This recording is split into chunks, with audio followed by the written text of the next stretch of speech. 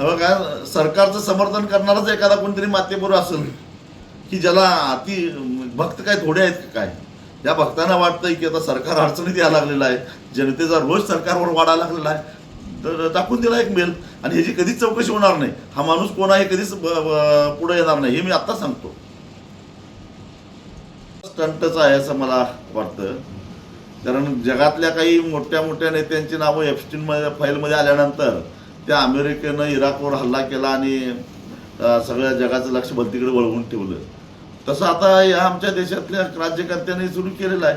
कारण या युद्धाचे जे काही साईड इफेक्ट्स आहेत, आज पेट्रोल डिझेलसाठी रांगा लागायला लागलेल्या आहेत.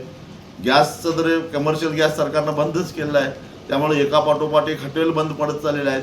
अहो, खेड्यापाड्यातला कष्टकरी माणूस जो कामाच्या शोधामध्ये शहरात येतो, हातावर पोट असणारा, कुठेतरी पावभाजी खाऊन दिवस काढतो, कुठेतरी एखादी राईस प्लेट एखादी झुणका भाकर खातो आणि दिवस काढतो, त्या माणसाला आता जगायचं कसं, पोट कसं भरायचं.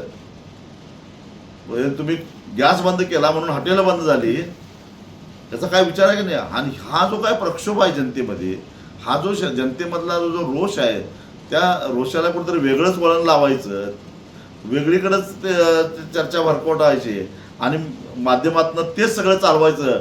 बॉम्ब उडवला, आजपर्यंत किती धमक्या दिल्या बॉम्ब उडवतो आणि कधी कुठला बॉम्ब उडलाय आणि आत्ता सांगता येते काही नाही आहे. हा सगळा स्टंट आहे, जनतेचं मूळ प्रश्नावरनं लक्ष विचलित करण्यासाठी केलेला स्टंट आहे असं माझं स्पष्ट मत आहे.